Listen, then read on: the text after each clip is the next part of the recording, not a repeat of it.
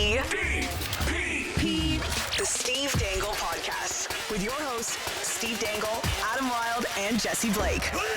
Course and Clubhouse SDP live September the 21st. It's a Saturday night, baby, and it's going to be fun. And, it's Friday. Friday. Idiot! Dummy. Anyway, listen. It's all right. We have ODR Hockey Heroes is going to be on site. And Jesse, Yeah. when you get the chance, can you reach down to your left and show off one of the sweet dolls that you have? The very sweet dolls. The cool dolls. Well, I don't have one of the ones we're giving away. I know, but I'm just showing it off as an example because they're from... You see these? No, that's an old one. That's an old one. Not that one. Not that one. The one in the plastic. I have some left over from the playoffs. Yes. This is one of the Jonathan Marchessault ones. McFarland Toys is providing some of the prizing down there, so you, like Steve, can win yourself a bunch of dolls from McFarland. Figures! Figurines. Man, Marchessault doesn't even play there anymore. No. He doesn't even go here. Yeah. Courseandclubhouse.com for tickets. You can click the link. It is in the description of this video. Did you have something you wanted to add? Well, I didn't want to spoil it, but okay. So We don't have to leave that up there, by the way. Yeah, no, that's fine. We did the shout out. So there's a chapter in my new book where I talk about like, hey, if you're going to be a new fan of any of the 32 teams, here's the things you need to know. And I go through all 32 teams. And the book was due by a certain time. Yeah. So inevitably, I wasn't going to have all the information on everything. I just had to make peace with that. And I was reading the audiobook or reading for the audiobook, and I got to the Vegas Golden Knights, and I'm like, if you want a player whose jersey to get, Jonathan Marchessault would be a great choice. Oh, that's way better now. I like that. That's great. And I had to make an addendum in the audiobook where I go, never mind. Oh, God.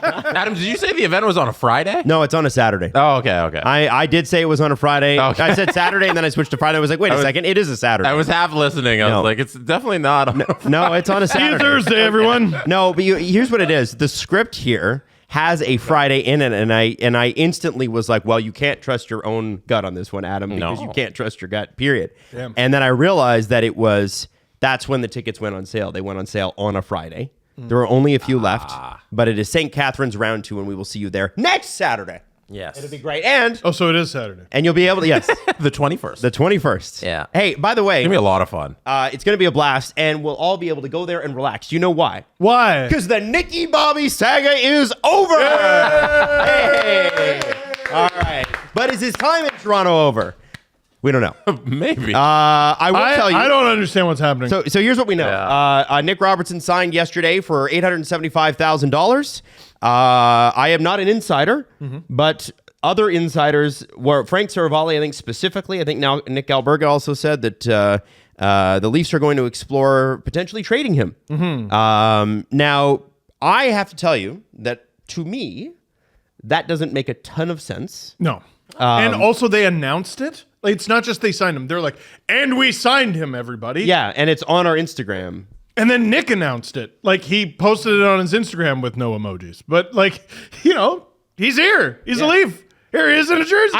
Listen, I get that he's not thrilled, but he will be when he starts putting goals. Yeah. Now, it also seems odd that the Leafs, who have a history of RFAs running them over, would sign this guy and then let him get what he wants. Like you see, here's the thing. Like just to give you an idea of how bad it is. You think I'm talking about Marner or Matthews or Nylander? No. Connor Timmins makes $1.1 million. RFAs. Holy moly. RFAs have run this organization over for most of the last decade. Alex Kerfoot, $3.5 million, 4 years. And there was not a ton of resume there. No, there sure wasn't. No. You know, there's lots of guys where you go, why? RFAs have run this team over for years. Here's the opportunity to go, nope, not doing it right after this point. And so to me, trading him now, especially when you're a little weak on the left side, doesn't make a lot of sense. I just don't get it. I don't get it. Could it just be that he's still unhappy and they acquiesce to everybody's demands always, and when somebody's unhappy, they're like, oh yeah, let's get him out of here. Let's do the right thing. Could that be the organization just continuing to do the right thing for their guys? The right thing is is trying to ice the best team possible and win. Yeah, but the right thing in terms of their relationship with this NHL player. Like, it seems like the Leafs always want to just be They do. Yeah, They do. let's be nice and give him all this money. Trade him, even though we shouldn't trade him, you know? I like to think that's over. I hope it's over. It doesn't feel like it. No? 'Cause the right thing to do is keep this guy who makes under $900,000 and you need a left Yeah, winger. but they are. Are they? So here's the thing. I'm confused. The trade rumor right now, like, I have no reason to look at the report out there and be like, that's a bullshit report. They're making it up. But I'm going to say it just doesn't make sense. So one thing in the days leading up, I saw not insiders, just regular old hockey fans on Twitter go, he's going to sign for $875,000. Do you know why? Because That's all they have. so Yanni Hakanpää, I cannot believe how many times over the last couple months I've said that friggin' name after saying it maybe a grand total of 5 times in my entire life. It's also very entertaining. It's a fun name. It's a Yanni Hakanpää. I am so excited for, imagine he goes off for 20 goals. No, I'm kidding. So I'd be happy with 3. You could name your dog Yanni. You're getting Will. very distracted from the point. Hakanpää. That's see. There it is. So sorry to Jan and hockey pause on the point. Here it is. Hakanpää is supposed to be making $1.5 million, right? That's right. That's been rumored since July 1st. Yep. $1.5 million. Big money Hawk. The Leafs have $400,333 in cap space, according to Puckpedia, after the Nick Robertson signing. That means they need to make up exactly 1.1, almost exactly 1.1 million. Connor Timmins makes 1.1 million. Bury him in the minors or waive him and he gets claimed. Done. You get Nick Robertson under contract, $875. Hakanpää, 1.5. Done. Perfect. You have exactly $333 I think that's great. in cap I space. think that's great. But And it's all solved and all good and all great. And now they have 2 guys on PTOs, and I'm like, wait, maybe I don't understand anymore. But the thing you outlined isn't their plan at all, because the plan is to sign Max Pacioretty to a contract by the time his PTO is over, and Steven Lorenz could easily make this team. So There's more roster moves to come. you put it exactly the way I would put it. Lorentz, I like, and I think has a chance to make this team. CJ said, do you have the CJ tweet up? Sure. Like, I can get it. he wasn't just like, oh yeah, he's going to come on a PTO and we'll see what happens. That's not what he said. That's not what he said at all. As I stall. The Lorenz one or the Patches one? The Patches one. Yeah, the Patches one. Here you go. What do you say?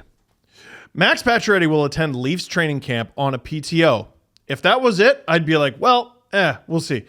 Then he says, expect him to sign a contract before the season.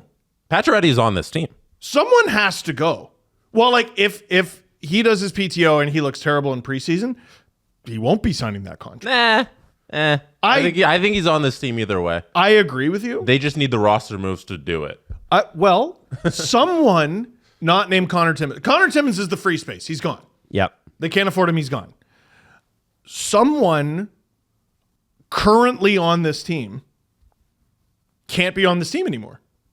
Yeah, they actually have people fighting for roster spots, which is, I think that's great. Do you It's want to good. play Who's That Gonna Be? Sure. So I'm going to list a name. I'm just going to go down the roster on Puckpedia, and you're going to guess who's that's going to be, and you're going to say yes or no. Okay. Austin Matthews, Maybe. No. William Nylander, No. John Tavares, No. Mitch Marner, No. Max Domi, No. David Kampf, Maybe. Callie Yarncroke. Maybe, but here's my question. Everyone's like, oh, just get rid of Conf, problem solved. Who are your penalty killers and who's taking face-offs on the penalty kill? Kampf, it should be better than he is. Like, I want him to play better, but he's also been very useful over the last couple of years. Well, in very specific situations. Yeah. Absolutely. Do we want Austin I'm not Matthews? confident in his ability. in his play outside of that. But here's what I'll say to that, Steve and Jesse. Yeah. Kampf does the one thing, and that's actually 2 things. He takes penalties, or he takes shorthanded faceoffs, and he is your Johnny on the spot when you need someone to win a faceoff in overtime, especially the opening faceoff. No, I think what Who's you taking have all the shorthanded faceoffs? Yarncroke can. Yarncroke can.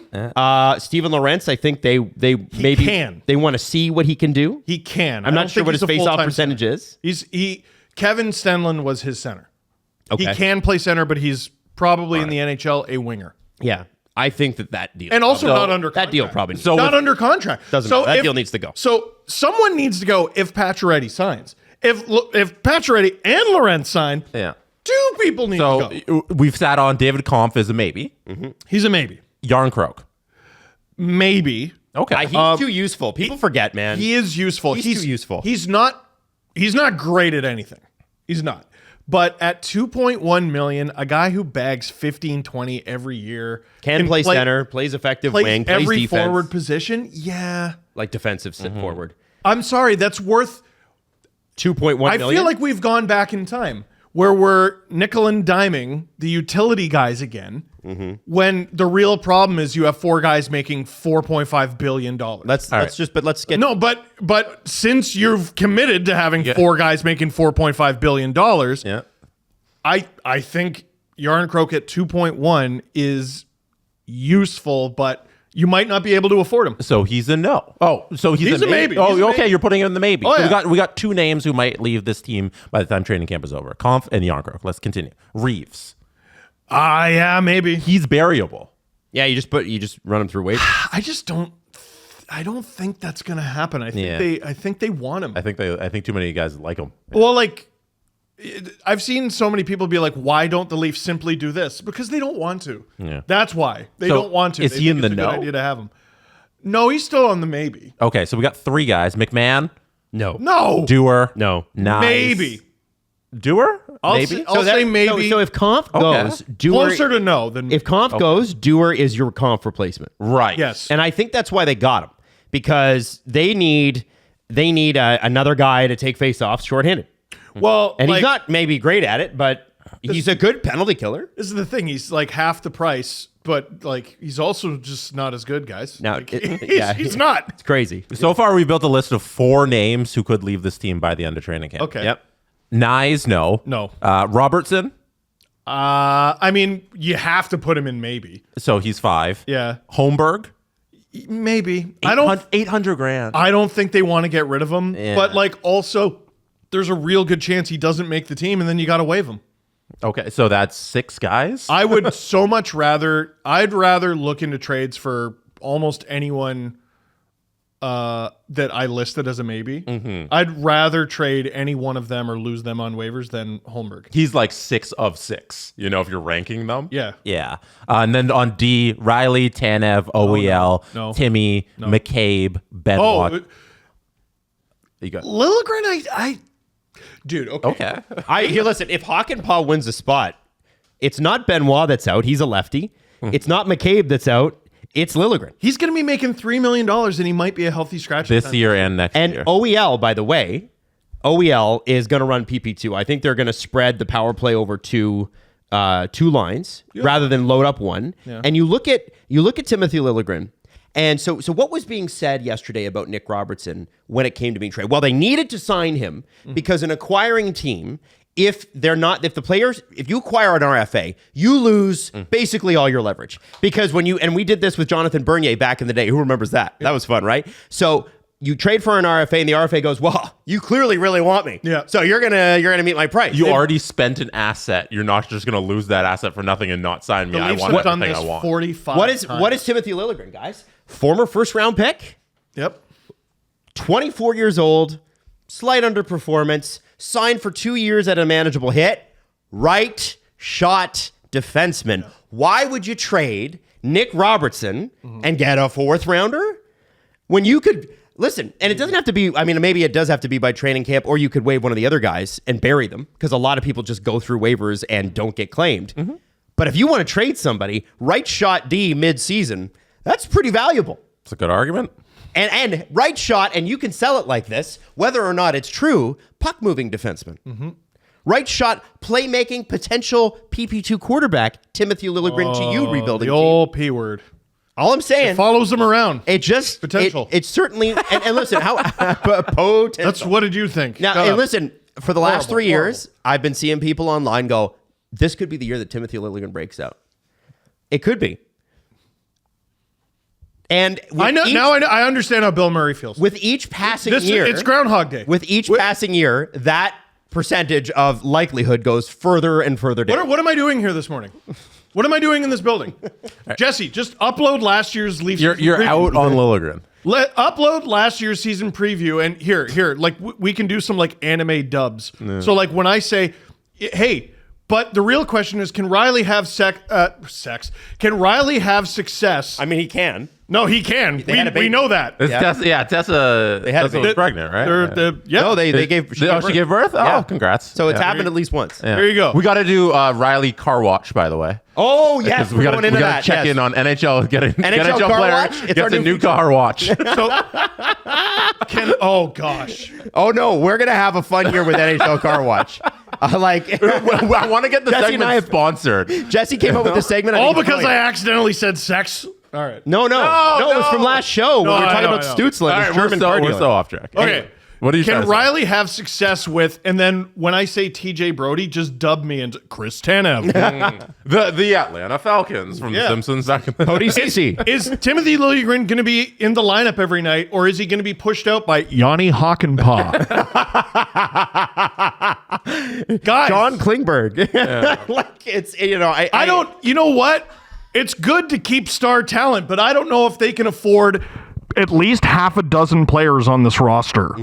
Well, so the great thing is what Lou Lamoriello always said, which is if you have time, use it. Well, And Adam, they do. They got a month. You know what? It'll be interesting to see if Craig Berube has success with this team. And if he doesn't have success, can you really blame him? Because he just got here. Like, So we've holy shit. We've built a list Holy of, shit, these guys. Go, of Jesse. 8 players who by the start of the season might not be on the Toronto Maple Leafs. That's right. If you want me to run it down, There's it's nothing wrong with I think that's good. Connor Timmins, Yep. Timothy he's the free Liljegren. space. He's gone. Timmins, Liljegren. We'll go to Nicky Bob's on that list. Sure. Dewar, Reeves, Yarncroke, Kampf. That's 7. My bad. 7. Not Did you say Holmberg? oh, and Holmberg. There's the 8. Because, like, he might get waived. That I think. I don't want that to happen. So I don't want to go down this road. But is that a result of If you bring up April. you have so many guys locked up to the giant money that there's so Nope. many. No, let me. I'm just, starting let me an just- April let me just- jar. Let me just finish. It's not about April. It's about you have so many. You have this top end guys locked up that you have so many transient players that it leaves you at a point at the end of training camp where 8 different guys could leave this team because so much of the salary cap. But they're not all 8 at once. No, It might be 1 or 2. And by the Right. way, that's normal. A lot of teams do that. The issue with the Leafs in previous years is we basically went in and we're like, who's going to play right wing on the 4th line? Everybody else is locked up. I like that there's competition. Adam, if I was me, okay? By the way, I'm starting a core 4 jar for all of us, and I'm starting great. an April jar. And That's we're great. giving all the money to, you wanted to promote it, Easter Seals. Oh, son of a gun. You see? Son of a Easter gun. Seals going to be rich this year. They are. No, listen. Okay, so I'm your friend. I'm your pal. I've known you for 20 plus years. 20 years. Yeah. It's unbelievable. A long right? time. So I'm the same guy, and I'm sitting right here in this chair, and we have our business and our show together, with one difference. I have 8 tentacles growing off of my face, and they are long and slimy and stinky, and they stretch down to the floor. Okay? And Are 4 of them tattooed with "I just got here"? yes, they are. It's on all 8 of them. It says it on both sides, right? And every time I'm looking at you and I'm talking, and Jesse says something, I turn around like this and I slap you with my slimy tentacles. Right. And you go, ugh. And I go, Adam, are you going to bring up the tentacles every show? and you'd say, yeah, they're slapping me in the face. And you'd be like, well, Steve, it's valid to bring up your tentacles every show because it gets in the way of literally everything we do. Yeah, that's why I think it's wrong to avoid talking about the playoffs or the core 4 because at the end of the day, it all comes back to that with this stupid team. I'm starting Yeah. a jar. I'm starting a jar. It's like there's just a crater at center ice. A meteor hit Scotiabank Arena, pierced the roof, and there's just a fucking hole at center ice. And, there's a press conference and Brendan Shanahan's standing there indignantly going, how many times are we going to bring up the crater? Guys, It gets in the way of every aspect Do you of think business. that Brendan Shanahan hires like a troll farm and then like makes Leafs fans would be like, could you guys stop talking about this? Kind of like Brian Colangelo did, like get a new topic. No. Oh, yeah. Get a new slant. Get a new slant. Yeah. No, it's insane. yeah. It is insane. Now, okay. So we got Nicky Bob, 8 guys. Nicky Bob stay. Yeah, 8 guys. Nicky Bob, he stay. I think. You think? Yeah. I think he's staying now. Rumors are wrong. Okay. I think the rumors are wrong because it doesn't make sense. To me, it doesn't make sense. And I want to run through the Max Pacioretty era, which today officially began as he signed his PTO. It was announced by the team on their Instagram page. So their Instagram, kind of official. Instagram, they're making out. So we can confirm for It's you known that they're making that once the Leafs, it was reported yesterday by a bunch of people, but once the Leafs have done their business, sounds like we've taken them for a walk and they're going to the bathroom. Max Pacioretty will be a Leaf this year. Mm-hmm. Cool. And so the question is not whether or not Max Pacioretty will be a Leaf this year. Yes, PTO, but he's going to play on the Leafs this year. The question is, he might not be good. well, I think the agreement's done because there were multiple teams in on this. Adam has no sources on this. So Adam has no idea. Or I'm not saying that it's done. I think it's done. What I will say is What did Alan say verbatim? he didn't say anything. Let me see your He phone. doesn't tell us stuff. Let me see your phone. What the question Let me see your is? yellow phone case. The question is, what do the Leafs see him at? Banana phone. How did I never make that connection? Call it this the one? banana phone. Ring, I like ring, this color. ring, ring, ring. God Banana forbid phone. you be different. Banana God, phone. Steve's with his OtterBox. I know. I still need to get like a blue one or something. Anyway, what did Alan say? What were we saying? Yeah. Alan didn't continue. say that. It was reported by Frank. No, keep going. Frank was the one Keep that was going. like, "It's so he's going to be a Leaf." Uh-huh. The question is, what do they see him as, and what do they see these guys like as a group as? Right? They need to replace the guy that they signed on the left side last season, who had a bad start and a really good finish, and I thought was great against Boston. That's Tyler Bertuzzi.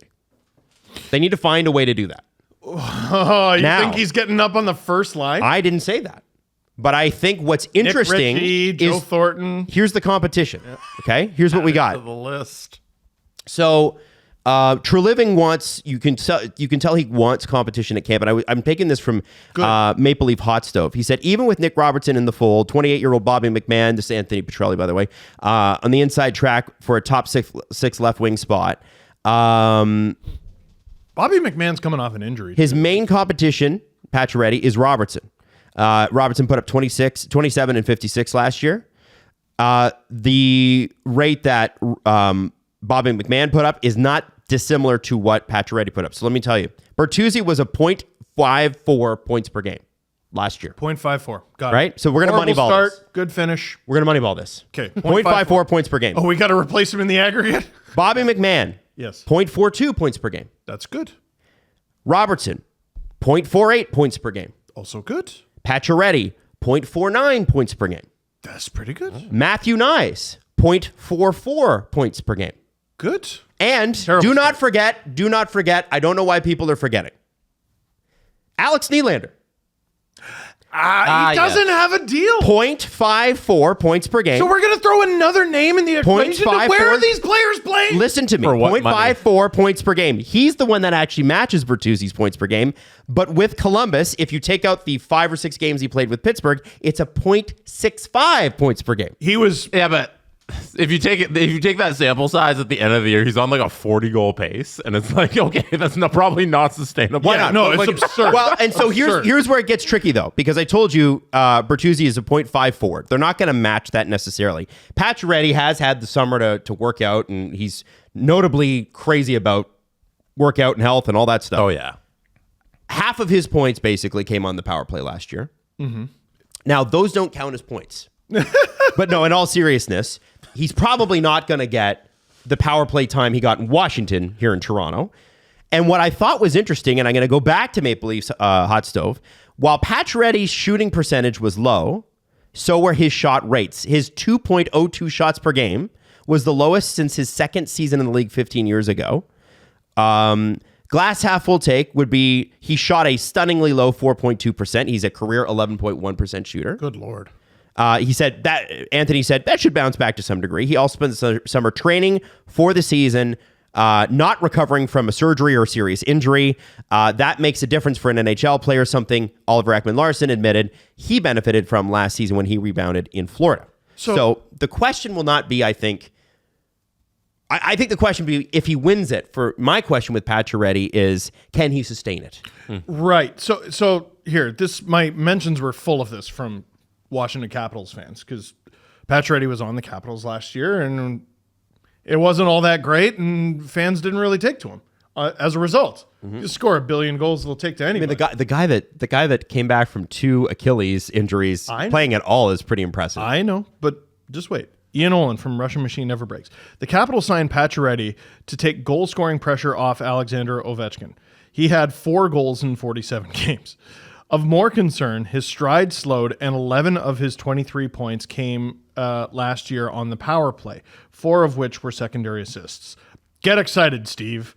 So, listen, last year was bad. Also, as you pointed out, last year doesn't match the rest of his career. Also of note, the rest of his career predates 2 Achilles injuries. And I guess what I'm trying to say here is it's impossible to evaluate how he's going to look. Yes. Without seeing him on the ice. Yeah. Like, if the Leafs factored him in, so if they're like, you know what, he's going to play top 6. Where'd you... What are you basing that on?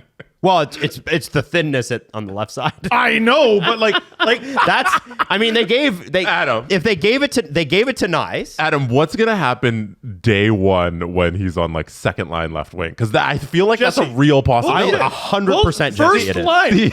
No, I think Nyes will Marner, Patches. No, book it. You think first line? Book it. They're not putting him with Tavares. How full is your diaper gonna be on that LFR? You know what? Right now, some of it you're dripping into it. Here's what I like, Jesse. You know what? Here's what I want. You know what, dude? First of all, vivid word. Vivid. No, but like, no, I've already been through my helicopter parent stage. Where pillow here, pillow here, pillow here. Can't get hurt. Can't get hurt. Can't hurt. And at some point, your kid has to discover the world, and you got to let him fall down and be like, see. Well, and like, how many? So my question, like, you know what? Matthews and Marner, I hope they can bring the best out of Max Pacioretty. Like, again, I don't think Jesse, I don't think that's necessarily a go lock, home early by the way. today. Upload last year's season preview and dub it. It's the same fucking thing. I also don't. Why did they I think fire you're the wrong. GM? I think you're wrong on the Marner thing. I don't think that's a lock. You What? saw how well Domi and Matthews played last year. I don't know why everybody has him slotted at center. That's not what Berube likes at center. It didn't perform well at center. Why is Max Domi all of a sudden the third line center on this team again? And they're trading David Kampf? Well, I don't think Kampf can play third line center either. So then which who? makes him too expensive. So Calle Yarncroke. Come on up. The dude who's played like 4 games at center for this team? They are missing a center. You're putting Holmberg on 3C. Probably. And then who's 4C? Well, would you put I think Kampf's gone. I think that's the guy who's gone. Here, this is my new favorite thing from Leafs Nation. Oh, no. Minton's going there. Who is leaving the team? Guys, they have 333. The Leafs have less money in their bank account than most of the people listening to the show. Do you understand? Steve, you don't need a training camp. You're in mid-season football. Yeah. I know. I think you're hung up on the wrong thing, though. Why do we assume that Matthews and Marner are just going to play together? I know the script by heart. I don't know why this shouldn't be the thing that gets you to this. I level. know. Like it's wild. Max Pacioretty's having a PTO and then signing a contract. Thing. No, I'm the scientist in a disaster movie, but the Earth has already exploded 8 times? Sure. And we're just going to see maybe it won't explode this time. What the fuck are we doing? Tread tightly. Tread lightly. Oh. Yeah. Hockey season is almost upon us, but there is still warm weather left.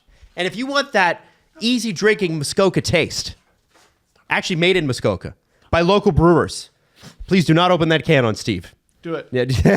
Then Muskoka Brewery is here to help you with Tread Lightly. Now, what's great is that if you we're teaming up, and if you would like a Muskoka Brewery Tread Lightly prize pack, go to our Instagram page, tag a friend, Ontario only 19 plus. The post is up. You can go right now. Absolutely. And available in multiple sizes. This is what's interesting. 355 milliliter cans, which are normal. 473 milliliter cans, which is kind of normal. That's a tall can. And this one, the 568 milliliter I've can. never seen these. No, I haven't either. They're incredible. They're a couple of beers. Give me a couple of beers. That's one beer. No, Whatever- it's a couple. Whatever the opposite of that Andre the Giant picture is this. I feel like I'm very tiny. You can get them at any LCBO, the beer store, grocery stores, singles, 6-packs, 12-packs, 2-4s. It's a local light beer for game day. Great to stock the fridge and share with friends when you're watching your favorite team. Pair with game day essentials. I love this. It's like a wine, but it's a beer. Buffalo chicken wings, fries, juicy cheeseburgers, chips and salsa. But I would also say That's this. the Gar fries. I think you not think chicken fingers would fall into that as well. They would fall into Steve's it. specialty. 100%. Yeah. What sauce do you put on your chicken fingers?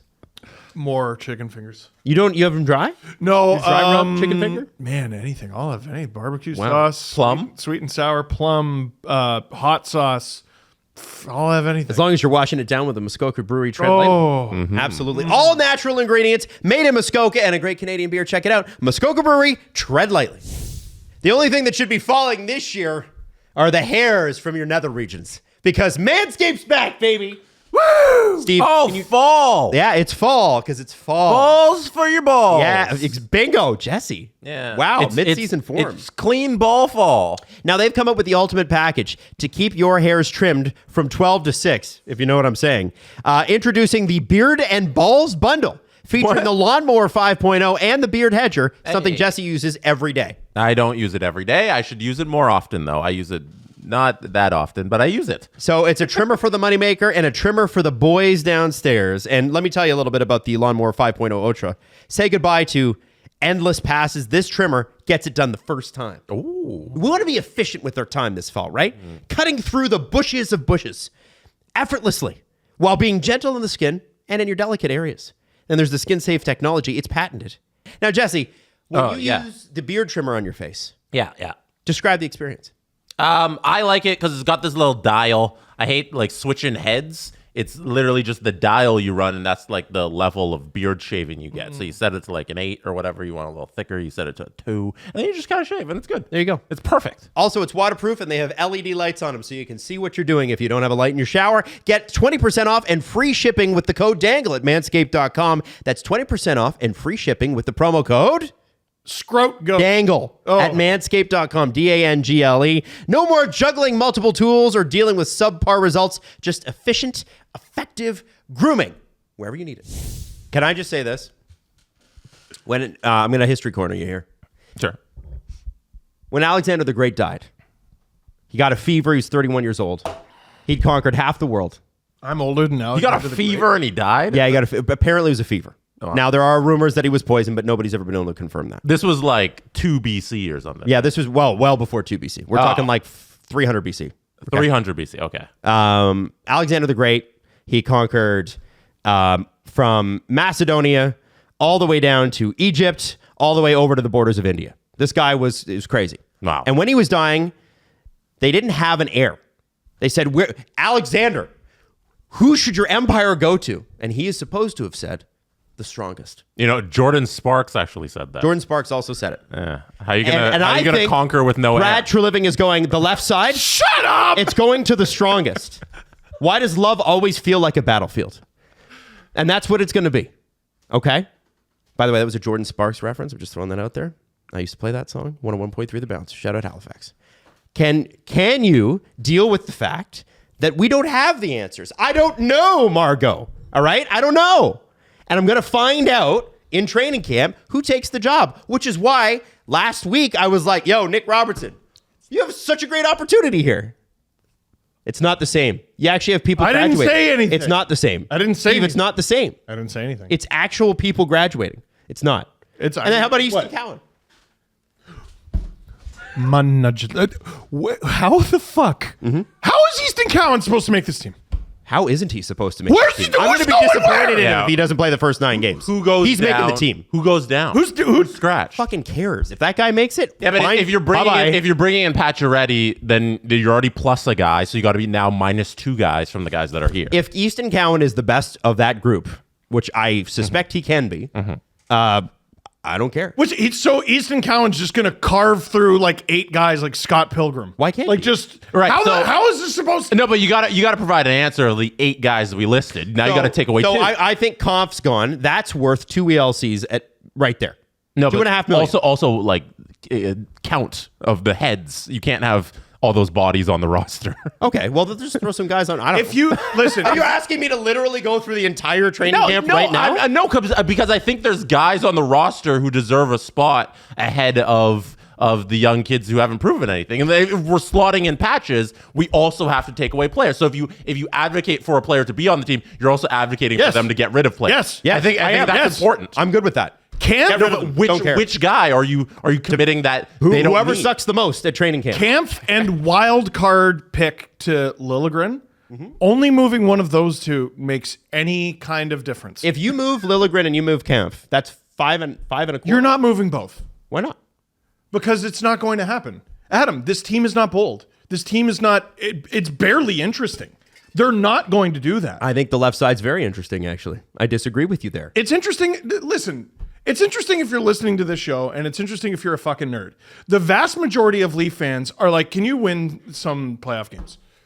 They don't give a... You think the vast majority... You're all sick puppies, all right? And we're all sick friggin' puppies. The vast majority of Leaf fans right now are not sitting there on their second coffee going, where the fuck does Pontus Holmberg slot in? They're not doing that. They're just not doing it. Why not? They should be. They ought to be. What else are you It's a doing with better your day? use of your energy. 100%. I don't think trading Lily would go over well with the fan base. To be honest. I don't think they give a shit. I think you're totally I don't wrong. think they care. Yeah, I don't think most they- people I are think- over. I don't know. about They're not that. keeping Liljegren because they're like, oh man, we need to appease the fans. Like, I'm No, sorry. I don't think that's the reason you make your decisions. Obviously, like you don't base it off. Everybody would be traded if you're trading based off fan reaction. I just don't think it. I think a lot of people would like to see it work here in Toronto and would like to see them keep trying. I would like a listen. Ferrari. I want to see. Yeah, I want a Ferrari. I want to see it keep working. But do you understand? Liljegren's stock went up this past spring because another guy did well. What do you mean? Who? Like Gus of Forsling did well, and people are like, well, don't want to lose Liljegren because he might be him, despite there not really being an abundance of evidence that he can be. There's no way he's Forsling. Is that because they Or also cemented. also When he Carolina signed that, waived Forsling, right? I know. They didn't trade Forsling. I know. I'm talking about trading well, a then right don't- shot D-man under contract. Okay. I think that's more valuable if than you're waiving him. so afraid of waiving a guy because he might end up being someone, why are we now having a conversation about potentially waiving like 6 different men? Because What's going on? I think that there's probably age differences, and I think to paint it that broadly is a little bit. Almost everyone we mentioned. Okay, so we're sending down Nyes. Steve, come on. I agree. Steve, come on. So that means we're waiving somebody. Right. Yeah. The point I'm trying to make is no one is getting sent down. So what are they doing? They're waiving David Kampf. Oh no, somebody. No, they're Oh, fucking no. not. They're not. Why not? Yeah, I don't think it's happening. They're not either. going to do it. Yeah. You think They're- Craig Berube's coming to town and he's going to be like Mike Babcock, where I'm like, okay, you left me with Per Lindholm. That was my best defensive option on the PK. Yeah. And then you took him away for Nick Patan. You suck ass and I hate you. No wonder Babcock was such a shitty employee. He was a fucking asshole. Anyway, sorry.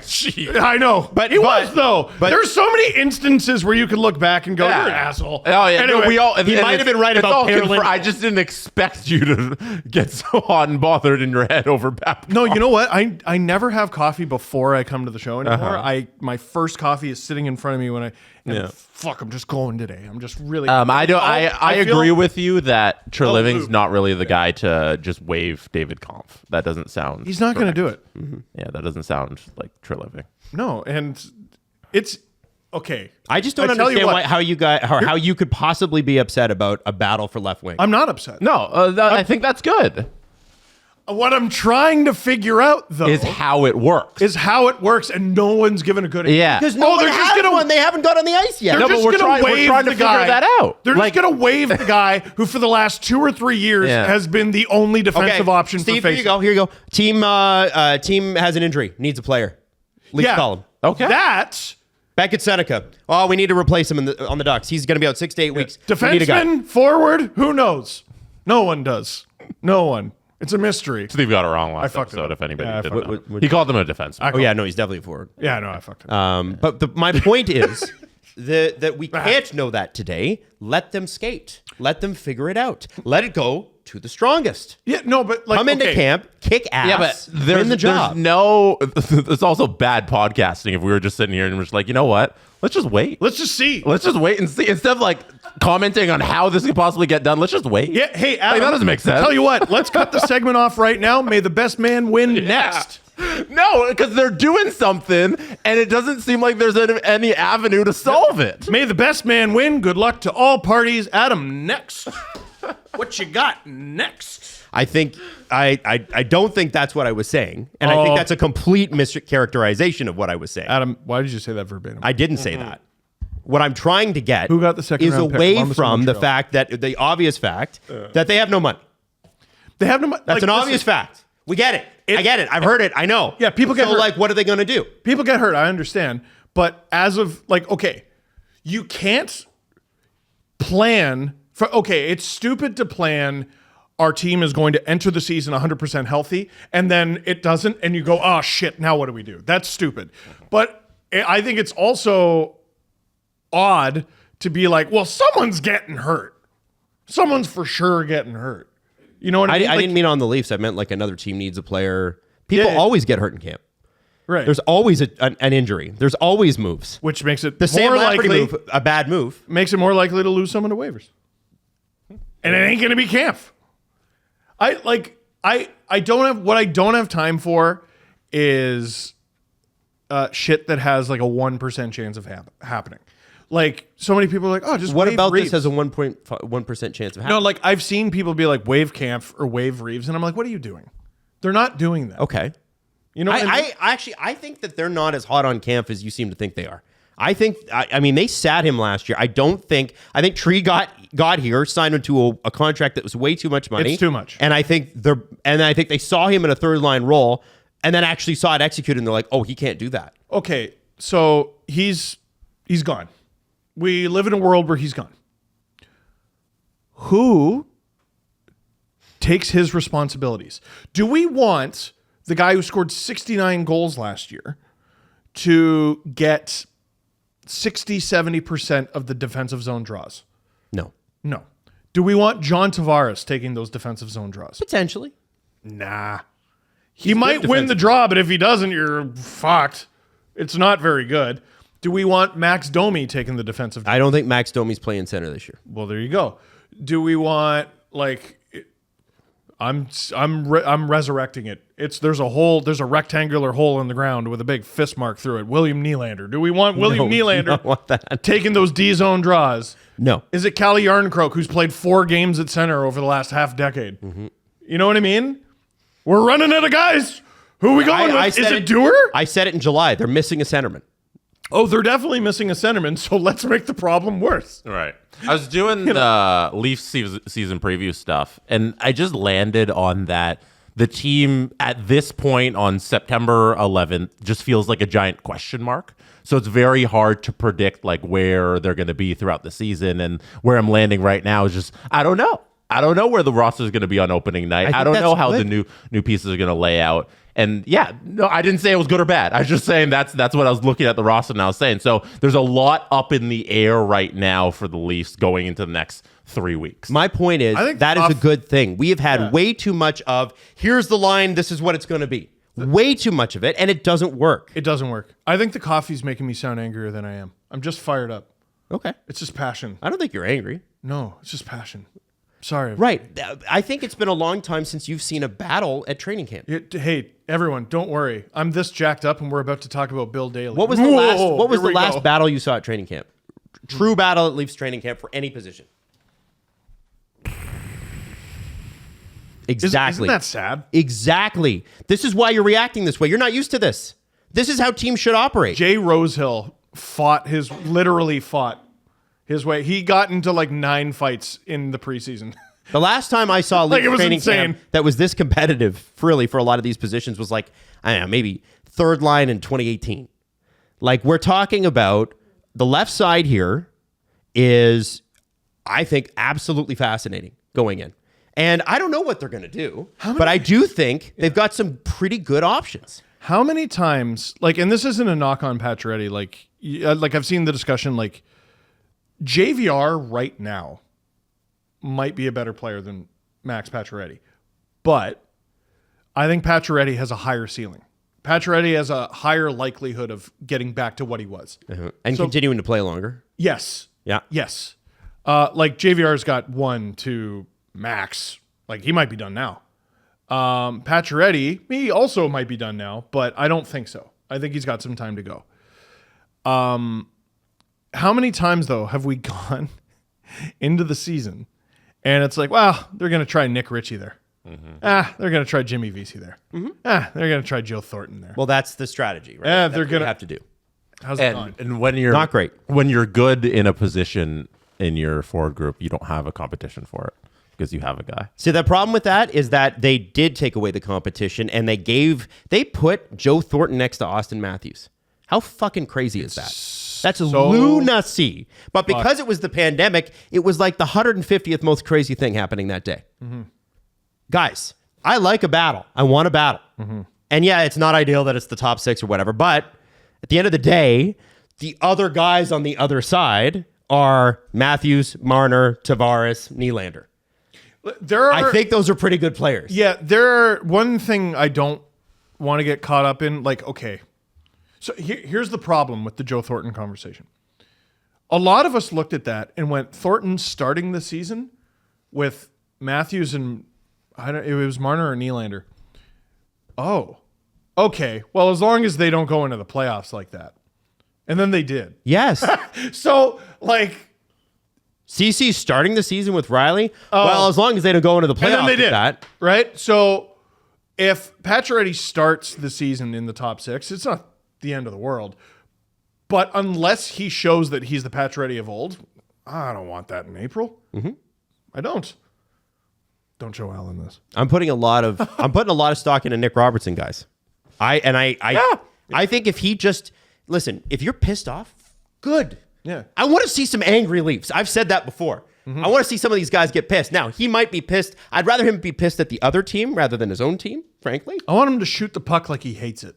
Exactly. Yeah. So if that's a guy like Nick Robertson, really below average skater, way above average shot, knows where to be on the offensive side of the puck. Just make your defensive game simple, be simple, get into position, play with these elite players, score a bunch of goals. Craig Berube Simple. has a really, really, like, the depiction of him or the reputation of him is so interesting, and I feel like it's wrong.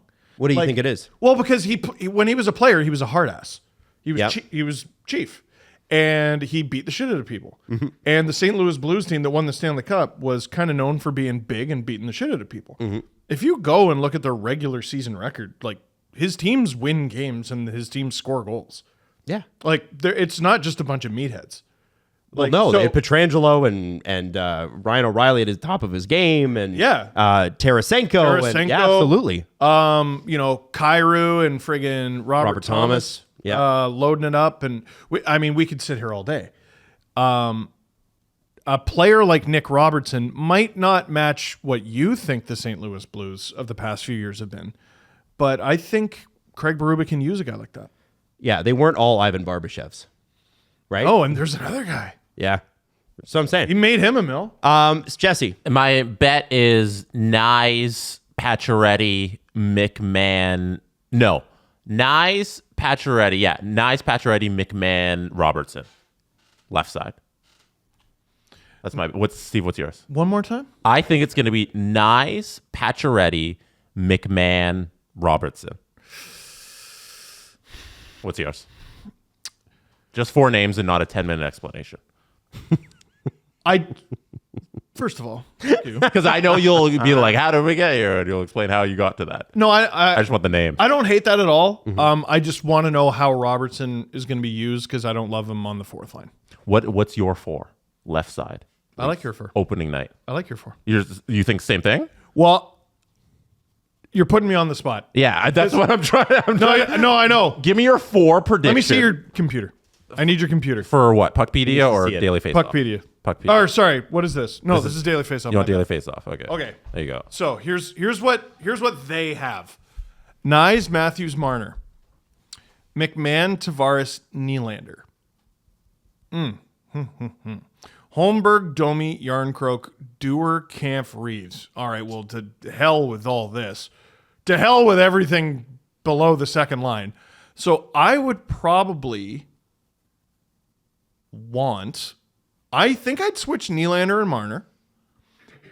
And I think I'd put Robertson where McMahon is. I'd drop McMahon down to where Holmberg is. So we'd have Nyes, Matthews, Marner. Nope. Nyes, Matthews, Nylander. Robertson, Tavares, Marner. McMahon. It has to be Domi. I think it has to be Domi. I don't Right love him there now, full time. There isn't a 3C on the roster, so it has to be Domi. Domi, Yarncroke. You could always switch Domi and Yarncroke, but I don't love that either. And then, man. Reeves is probably in the opening night lineup because he's going to get into a fight in the first game, and he's going to flex his you have bicep. to put Pacioretty there then. Oh, Patches, fuck. Yeah. I just wanted your 4 I on have the no left idea. side. Can't do that, Jesse. Yeah, I don't think he has the You should've ability. known. Yeah, but I need to know the rest of it. Is it possible? No. Adam, what's your 4? Is it possible? Just a question. Okay. Is it possible that the Leafs do have Fraser Minton in there as a center? It's He played 9 also- games last year. Yeah. He wasn't. He looked out of place outside of preseason. He looked good. Regular season, not so good. I can see it. There's also mystery injury, and I'm like mystery LTIR. Yeah. And part of me is like, Bobby McMahon finished the season hurt. Is it him? I don't Did know. someone hurt themselves in off-season training and we don't know who it is?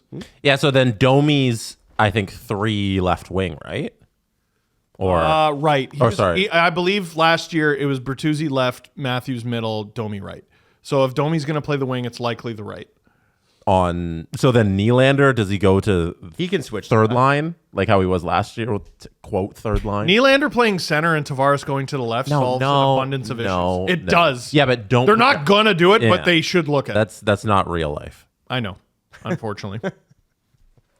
You- I don't so know. you can't- you I need can't give more me an time. answer. I need more time. I can't do All it right now. Adam, do you have an You answer? could do a 20-minute video on this, Steve. I Your- usually can. who's your left wing? My left wings are obviously. I have to be honest with you. Matt Nyes, I think, needs to earn that spot on the top line, and it's he was great in the playoffs. Adam, this has gone on longer than 5 seconds, and I'm furious. I think it's not outrageous to say you put Domi and Matthews back together. If Domi's got to play the right side, he plays the right side. They have flipped Nylander there before. So what about a Nylander, Robertson, Patcher? You put Nylander Nylander on can the play left. Nylander left wing, and he's Okay. good on it. So I say Nylander. I'm gonna put my faith in Nick Robertson. Don't let me down. Okay. So 2. Okay, Okay. here. Line 2, you got Robertson or Can I 3? throw something out there? I want Robertson on line 2. Can I throw Okay. something out there? What if Daily Faceoff is accidentally, like completely unintentionally skewing the narrative here? Because we're acting like They are because Domi didn't play center in the playoffs. We're last year. acting, yeah, but he is a center. Like he can. Not on the He Leafs. can though. Like what I'm getting at is people are acting like playing left wing is a specialized skill, and a lot of wingers Just in the switch. league and in this lineup can play either of them. Okay. So, oh man, they're so thin. Nylander over to the left, problem solved. Domi over to the right, someone else slots into. You see what I mean? Yeah, Sure. Yeah. I want. See here, Yeah. I want Marner Tavares together because I want Marner's speed with Tavares. So you have Nylander, Robertson, McMahon, and then Max Pacioretty on the 4th. That's what I think. And I also think you need somebody who is going to drop fists with people. Nyes is great for that. But if you have, can Nyes play the right? We haven't seen him. He hasn't at the NHL level. I don't think. Not that I can think. Shit. Yeah, I no, don't you got to have remember. Nyes on the. He's got to be in the top 6 because he is very good. I'm But, sure he could. Yeah. I don't know. Well, and the other thing with Robertson is if you go and look at his goals, like from last season, a bunch of them are on the right side of the ice because he's got that touch of death. You pass it to him cross ice, his left-handed shot on the right side, bang. That's what I was thinking with Nylander on the flip side of that, right? Playing your offhand. Dude, you have Matthews or Tavares centering Nylander on the left, Robertson on the right. That's a lot of fun. See how exciting this is? Yes. This is where I was trying to get. This Right. is exciting. But at the They end of the actually day, get battles. someone has to lose their job also. Okay, good. We got NHL. we got no roster predictions out of Steve and Adam. Well done. You know what? I'm fine with it. I'm fine with it. guessing game. It is a guessing game. That's what I've been saying. You didn't It's a battle. Yeah, and you didn't participate. I sure did. Here. I tried to put Nylander on his offhand. Here, Gino Reda once taught me this. I don't know is not an acceptable answer. Thank you. You got to say, I don't know.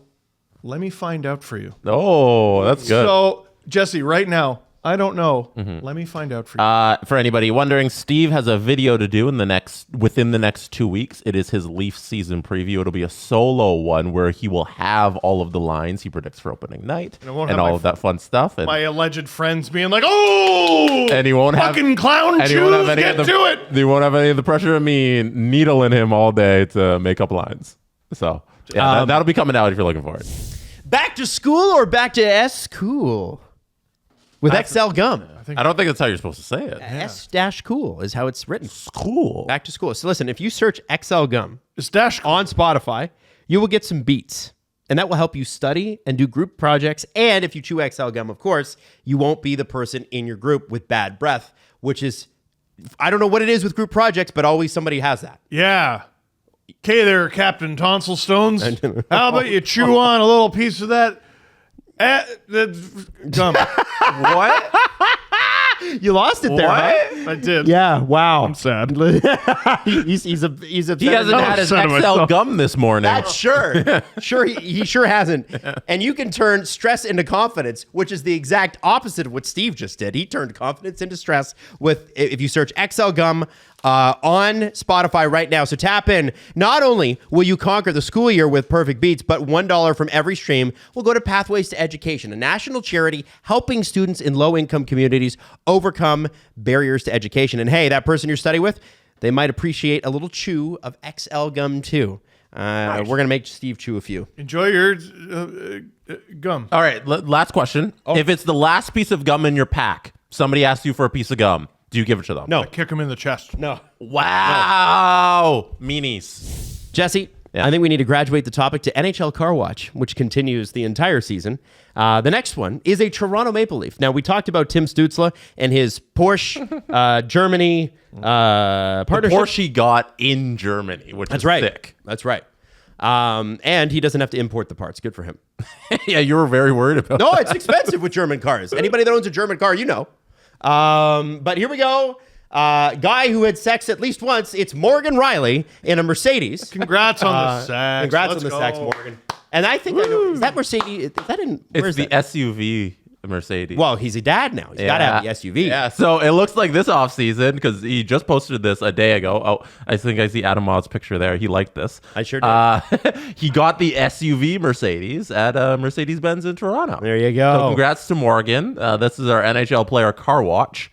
Very nice interior. I think If you see cars come up, make sure to send them to Jesse or I. NHL Car Watch 100%. continues. They gave him the hat from, and the dealer has the hat. They gave Yeah. him the hat for the picture. So he was wearing the Mercedes-Benz hat. That's nice. dude, Riley, I think, is in the peak of his life right now. Oh, Like, yeah. I feel like he was born a dad, and he just became one. This is his peak. Yeah, you're right. He's gonna settle in great. Yeah. That's a guy who, look, he's already got like the lean.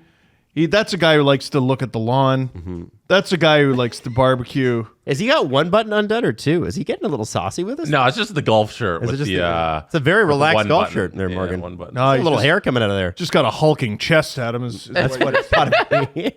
I like black Mercedes. Black Mercedes feels nice. They're very cool. His calves are about to double in size for no reason.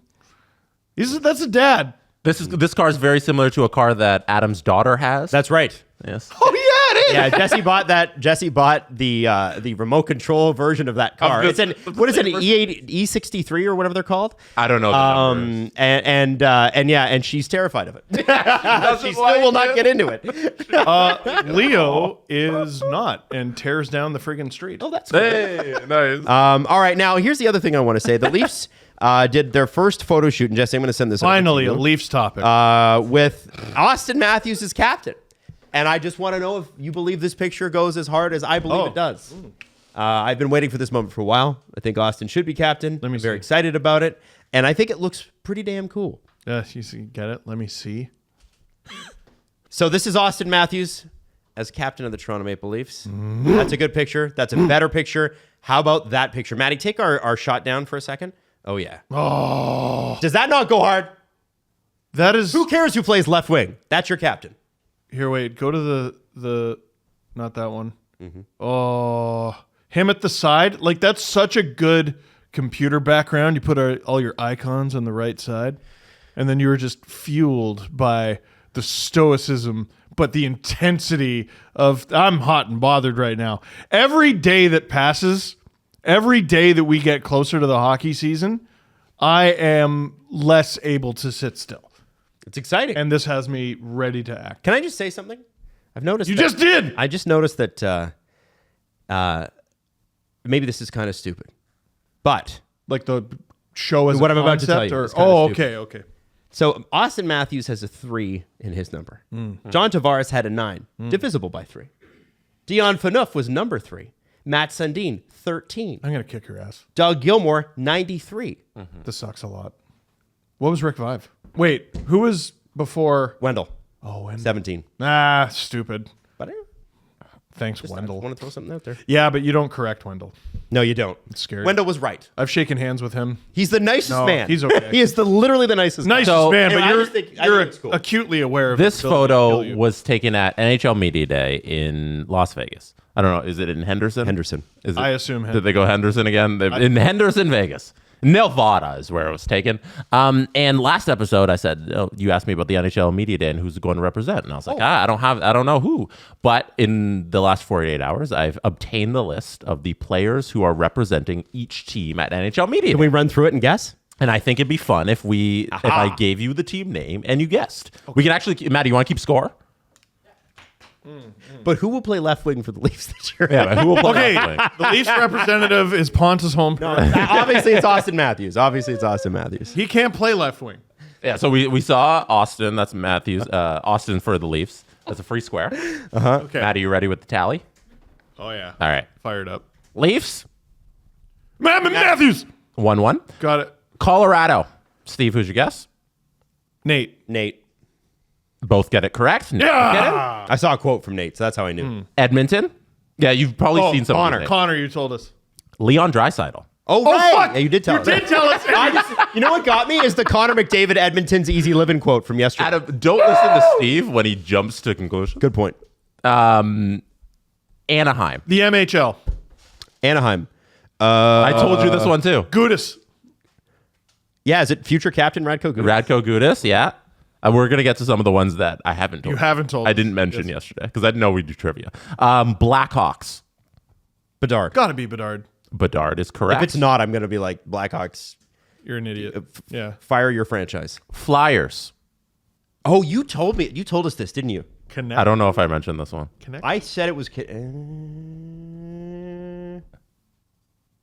No. Owen it's Tippett. Owen Tippett. Yeah. Oh, I and remember that Tippett from is last correct. episode. I did. Yes, you did tell us that. I mentioned You too many of stink. these. Boo. Bad I should game. have blabbed about the list. Rangers. Trouba would be funny. Captain. Hold on. I think it's got to be like Mika I or think Mika. Adam Fox. I'm going to go Mika because he's cool. You guys are going the same answer again? Okay, fine. Adam Fox. No, it's Trocheck. Oh. I love Trocheck. Yeah. Why? Jets. We know. Perfetti. this. Perfetti. Oh. Yeah, Perfetti. Islanders. Sometimes I forget who plays for them. I know Anders Lee does not anymore. You guys have given the same answer the entire thing. Barzal. Well, because we went He's done it before. Yeah. So who's your guess? Who else plays there? Sorokin. Yeah, I don't think it's going to be one of the Russian goalies. I think it's going to be, Barzal makes the most sense. Go with him. Barzal both? Bo Horvat. Son of a gun! Oh, that makes sense. He's good in front of a camera. Flames. Mackenzie Weegar. Kadri. Mackenzie Weegar. Adam is up by 1. Finally. Shoot. Carolina Hurricanes. Steve, you better step it up. Carolina Hurricanes. Who plays there? Yeah. Who's left? Jacob Slavin. Seth Jarvis. Jacob Slavin. Oh, come on! Adam's up 2. Okay. Columbus. I don't need all my salary. Huh? Columbus Blue Jackets. Columbus Blue Jackets. That's a good question. Boone Jenner. Sean Monahan. Zach Werenski. Fuck. All right. Dallas Stars. Dallas Stars have 2 representatives, apparently. Oh, annoying. Yep. So if you give Try to get them both? If you give me either one, I'll give you a point. Okay. So just one guess. Yeah, one guess. Either one. Wyatt Johnston. Tyler Sagan. Wyatt Johnston. Bang! And Rupe Hintz. Oh. There you go. So maybe I think it's this. I got the list when it was like finalizing. Maybe one of the 2 is going. Okay. Florida Panthers. So Steve got a point back. Adam's up by 1. Steven Lorentz. No, It should be Matthew Tkachuk. it should be. But No, they like, don't come on, make you- the same guy go every year. And, Yeah. and I talked to him a couple of years ago. Okay. Aaron Ekblad. Adam. Sam Bennett. Sam Reinhart. Coming off that big season, all those goals, Yeah, got a new that's a good- contract. yeah. Hey, we It worked makes with sense. Sam Reinhart at the Pepsi thing at the All-Star game. That was really cool. He was a very nice guy. Yeah. Sam Reinhart. Yeah, no, Adam Lovely got guy. to interview him. And he was That wearing a nice awesome. jacket. Kings. Mark Bergevin. No. Joel Edmondson, just for shits and giggles. Who's your guess? No real guess. Quentin Byfield. Yeah, I would him or Drew Doughty. Pick one. Drew. It's Byfield. Ah, Hey, bang. We're all tied? Yep. All tied. Minnesota Wild. Fiala? Does he play there anymore? Who plays there? See, they made Flower No. do it a couple years He's a ago. king. He is a king. Yeah, that's right. Flower. Zuccarello. So there was a theme with the last 3 I just gave to you. Guys who signed contracts. Brock Faber. Flower signed a contract. All right. Oh, yeah, that's true. Red Wings.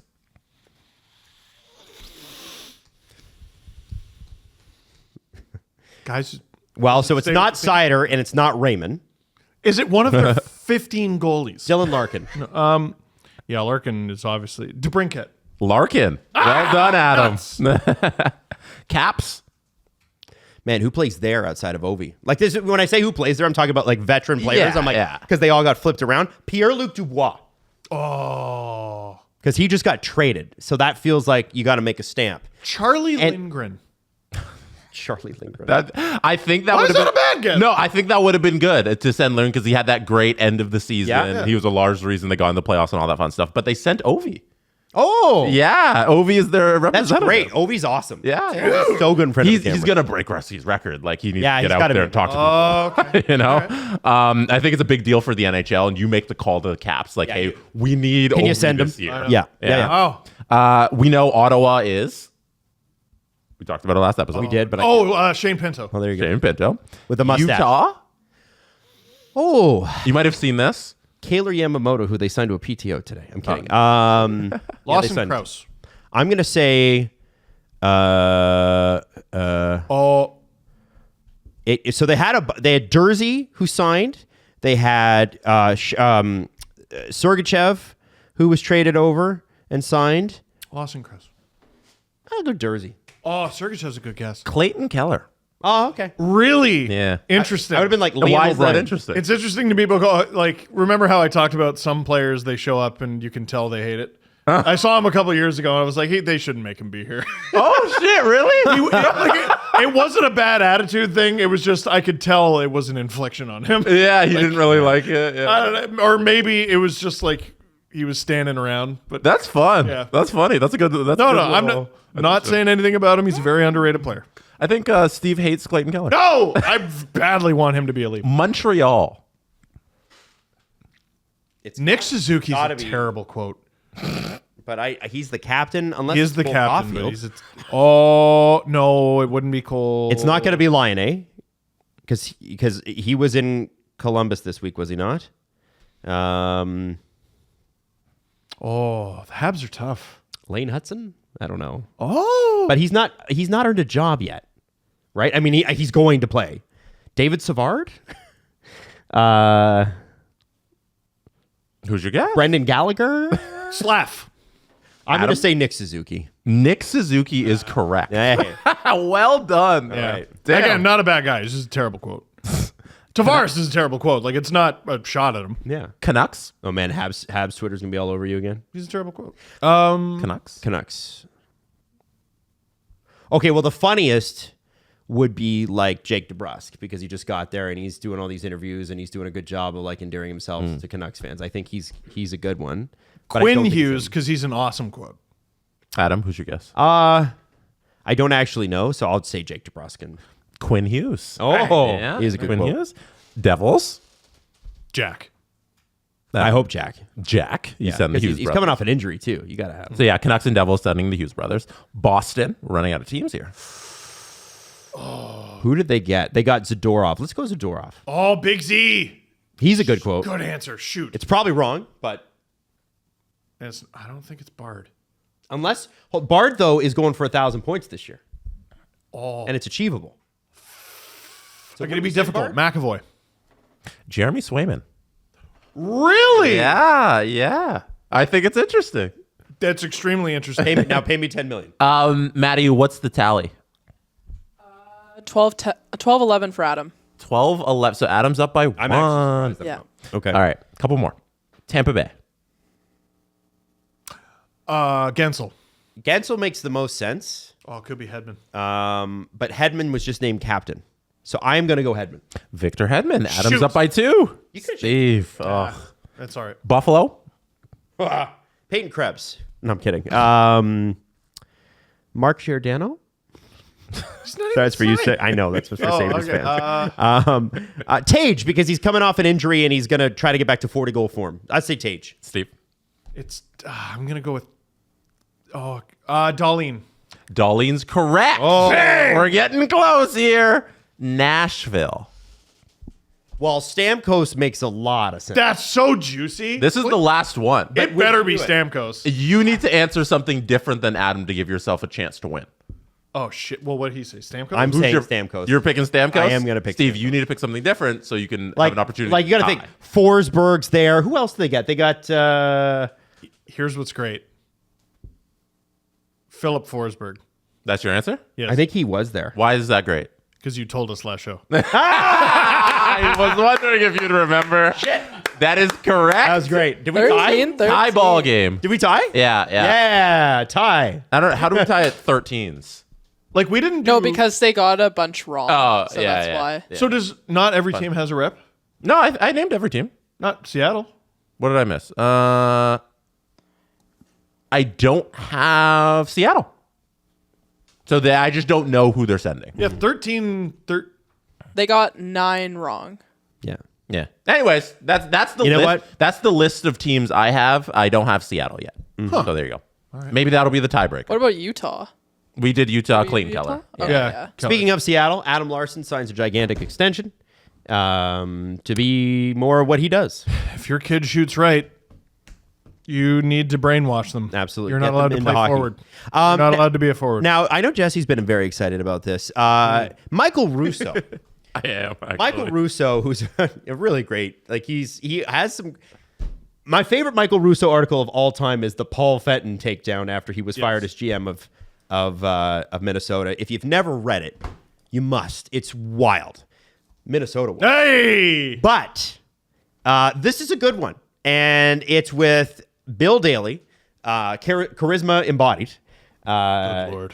Bill Daly, thankfully it's print, so you don't have to watch it, because Bill's not the most exciting guy.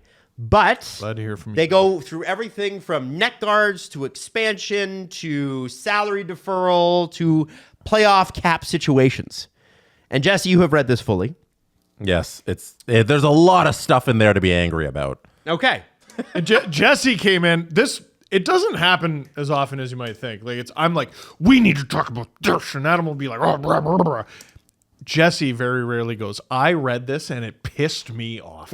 Some particular quotes in there, I think if you read into it a little, it shows you just like they're still moving backwards and sideways. Yeah. And before we get too far from what we just did, other team I didn't have in there, Pittsburgh. Oh, it's Crosby. Yeah, Crosby's going for there. Yeah, I know. I saw the quotes and stuff. Yeah. I Pittsburgh fans, I assume you're yelling at the screen right well, now. I mean, he's saying that the extension talks have gone well and there's no issues. I'm like, okay, well then why haven't you guys made it? All right. Sign it then. Sign it. The NHL. Oh yeah, no, my girlfriend goes to another school. Yeah. That's mean. That is so bang on the money. Yo, if the extension talks were easy, then get it done in a day. Okay. Bill Daly, though. Where is the NHL on expansion? This is the first one. Okay. So he said, I wouldn't say we're in the expansion process. I wouldn't even say expansion is a priority. But what I would say is that our expansions in Vegas and Seattle were done separately and have both been very successful. I think it spurred a lot of interest in North America about potential ownership groups. We have 7 teams in Canada, 22 in the U.S. How he's answering the question is insufferable.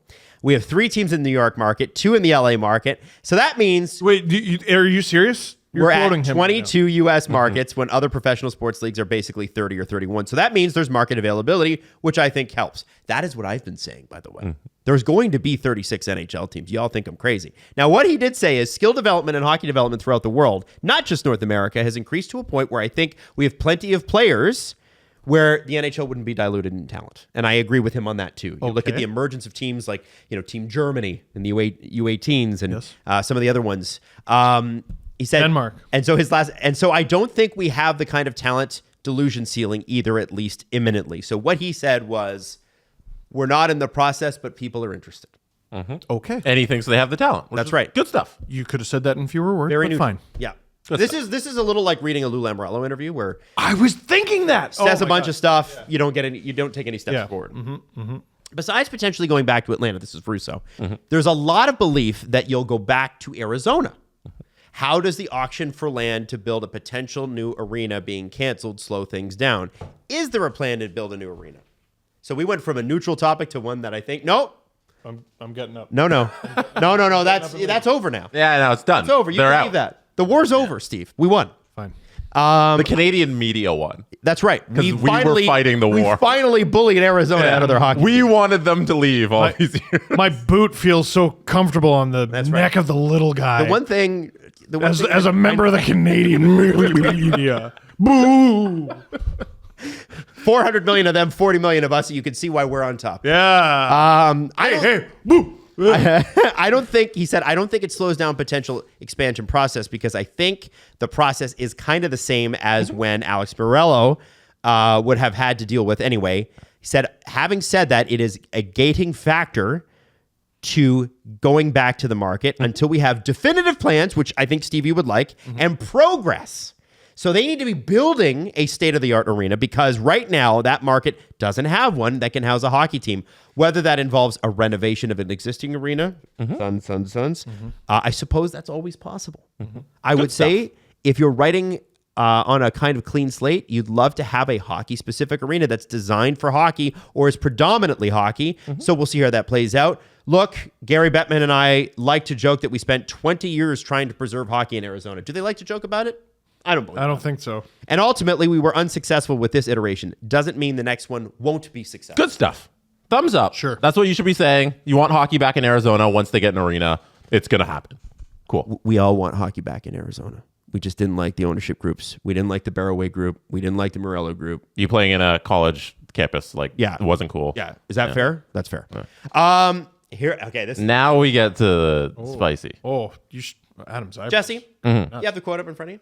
Yeah. What about it? Give us the league's perspective on the Carolina Hurricanes' deferred salaries with Slavin and Jarvis. Did that come across your desk, Bill Daly? Bill Daly responded. He said, "Oh yeah, it came across my desk. I'm not going to go into the merits of deferred comp. I will say that deferred comp is specifically contemplated in the CBA and called for in the CBA that contracts can be structured this way. There are some things about the cap system that cause some interpretation to have to happen, which we shared with Carolina in advance. We shared with the union in advance how we were to interpreting the provisions. I'm not saying that I think deferred comp is the greatest mechanism in a system like we have, and maybe in the future might be addressed in collective bargaining, but we're midterm now, so we kind of are where we are.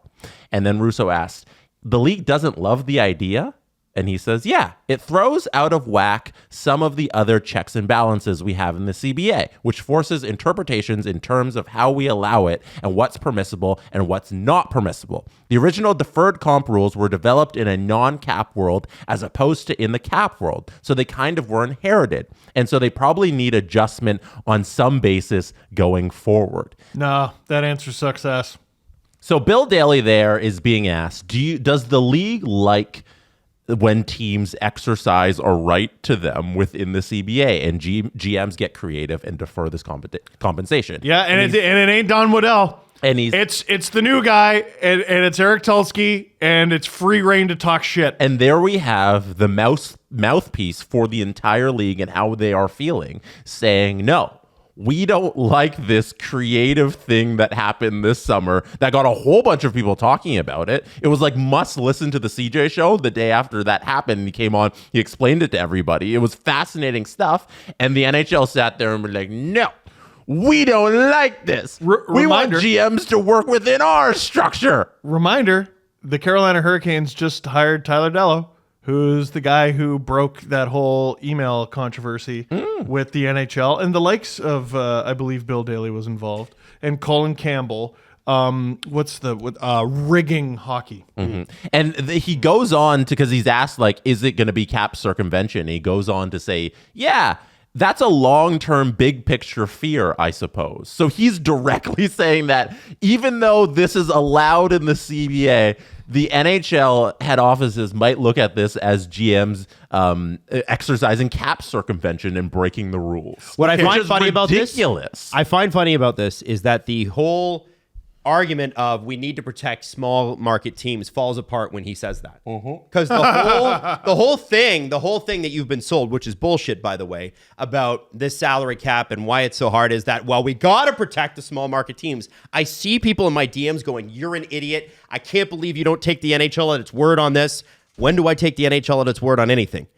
And when a small market team defers salary to make things easier for itself, the NHL goes, well, that could be cap circumvention. Yeah. The cap is not there to protect small market teams, kids. If it was, he wouldn't have an issue with it. Adam, there's an ownership executive in the NHL. Yeah. Who's at the head of it? I believe Jeremy Jacobs and the Wirtz family. Jeremy Jacobs with the Boston Bruins. They did this. They did this, and it led to the best regular season in NHL history, and no one batted an eye. I don't remember it being called cap circumvention. And if it was, it was as much cap circumvention as this is. They signed Patrice Bergeron to a contract. They did this to David Krejci too, but Bergeron's was the most egregious, if I remember correct. He was making very little money by NHL standards, and he had a bonus of something like he gets like half his contract if he plays 10 games or something like that. Well, he didn't play 10 games. He played several times that because he was never only going to play 10 games. And so, that added to the Bruins cap hit? It added to the Bruins cap hit, but it was specifically designed to allow them to get away with it that season and have it go into overage so that it would go against their cap for next season because they felt, rightfully, they had a really good shot at the Cup that year. They did. They won 65 games, and they blew a 3-1 lead and lost to Florida in overtime. But that's what happened. Right. Half of the team's centers that year were on contracts that went into the next season by design. So they deferred cap hit. Yep. They deferred cap hit to the next season, and the result was a 65-win team. And where was the uproar, Bill? So just for Where was the uproar? Jared didn't pick up the phone? actual numbers, that year, after they signed Bergeron to his contract, which was $2.5 million for that season. Yeah, cap hit. They had $1.3 million left in cap space. And then they gave him a $2.5 million signing bonus or performance bonus. And the performance Very bonuses don't count towards your cap for this season. So they signed him to a $5 million contract, and they only had to pay 2.5 of it against the cap that season. And if they had tried to do the full $5 million, they would have been over the cap by, what is that, $3.7 million. How's that not identical? And they also, the Krejci deal was, I think, 1 and 1. So it was like $1 million plus a $1 million performance bonus. So even more over the cap. They literally circumvented the cap. Yes. Here's the the only difference, But really. it's in the rules. Yes. And Yes. so Yes. is salary Yes. deferral. Yes. I'm not, So I'm what not are we making complaining an issue about of? it. No, I know you guys are making I'm an not issue. complaining What's about it. Bill making an issue Right, of? we're- It's in your rules, we're Bill. talking You're about the Bill. lawyer, Bill. It's not. Bill, you went to law school, Bill. Sorry.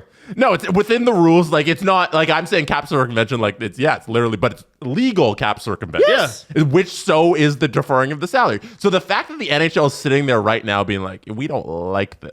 Like, that's so snooty of Let's them. put Like, the hammer shut down up. on the Carolina Hurricanes. Yeah. come Team on. who's not like my personal friend or boss. Right. Did it. So I have a problem with it. Like the big difference is, yes, Jarvis's cap hit is getting decreased over a long period of time. And sure, that's relevant. But the Bruins did it with 2 players.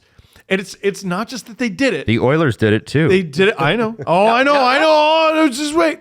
Well, and Adam, what did that result in? They went to the cup. They went to Final. Game 7 of the Cup final. So teams in recent memory that have done this have done it, gotten away with it, and had success with it. It's in the rules. Bruins did it and won 65 games. The Oilers did it and went to the Cup final. And now the Hurricanes do it. And geez, don't mess around and have me rooting for them to win the Cup, Bill. Do you think at his preseason media availability in 2022, he was asked about Bergeron signing bonuses? No. Or performance bonuses? Like, No. messing that up. No.